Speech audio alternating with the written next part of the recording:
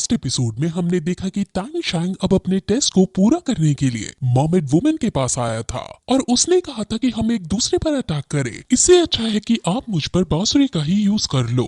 आप मुझे बांसुरी सुनाओ और मैं उसे सहन करूंगा। अगर मैंने उसे सहन कर लिया तो आप मुझे पास कर देना। मर्मेड वुमेन मान जाती है और वो अपनी बांसुरी को बजाने लगती है। उनकी बांसुरी से अब अलग अलग तरह की साउंड वेव्स बाहर निकलने लगती हैं और वो बहुत शांत होकर अलग अलग स्वर निकालकर बांसुरी को परफेक्ट वे में बजा रही थी।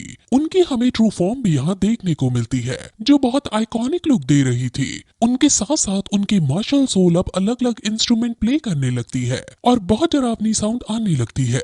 वहाँ हजारों की संख्या में अलग अलग प्राणी मर्मेड वुमेन के साथ अपने अपने सुरताल मिलाकर बाजा बजा रहे थे और उनसे एक बहुत हाई फ्रीक्वेंसी की ध्वनि उत्पन्न हो रही थी। उन साउंड वेव्स ने अलग अलग मर्मेड की शेप ले ली थी और वो सभी मर्मेड तांग शैंग को चारों तरफ से घेरने लगती हैं। उसके आसपास का साउंड इतना ज्यादा इंटेंस और क्रिएट कर रहा था जिसको सहन कर पाना किसी आम आदमी के बस की बात नहीं थी। लेकिन तांग शैंग हिम्मत के साथ यहाँ बैठा था। उसका कंट्रोल उसकी बॉडी से खोता जा रहा था और उसकी स्पाइडर लेग्स अब अपने आप बाहर आ जाती हैं और फिर जब ज्यादा साउंड वेव्स आ जाती हैं तो तांग शैंग की आंखें खुल जाती हैं और फिर तभी मर्मेड वुमेन जो बांसुरी बजा रही थी वो एकदम रुक जाती है और उनकी आंखें खुली की खुली रह जाती हैं। बोस आइग्ज़ी ये सब देख रही थी। वो कहती है कि मर्मेड वुमेन ने अपनी स्पिरिट रिंग को बहुत ज्यादा देर कंसंट्रेट करके रखा था जिस वजह से वो अब एग्जॉस्ट हो चुकी है। उनको बहुत बड़ा इमोशनल झटका लगा है और इसी के साथ साथ तांग शैंग की फिफ्थ सोल रिंग इवॉल्व हो गई थी।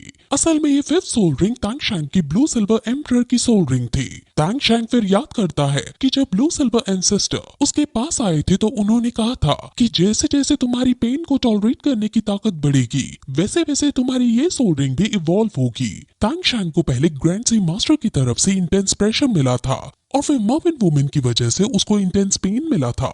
इस सभी की वजह से उसकी ब्लू सिल्वर एम्परर की एवोल्यूशन अवेक हो गई है यानी जाग गई है।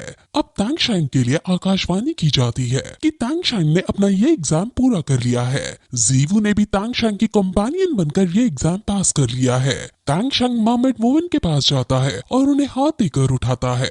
मर्मेड वुमेन जो बहुत ज्यादा घायल हो गई थी वो तांग शैंग का हाथ पकड़कर खड़ी होती है। तांग शैंग उनसे कहता है कि आप कैट गर्ल को प्रोटेक्ट कीजिए क्योंकि उसे भी आपकी जरूरत है। वो अपनी स्पिरिट रिंग एब्सॉर्ब कर रही थी। मर्मेड वुमेन तांग शैंग से चिंता ना करने को कहती है और उसे ऑल द बेस्ट कहती है क्योंकि अब तांग शैंग को सी ड्रैगन से लड़ने जाना है। अब फिर यही ये बात खत्म हो जाता है।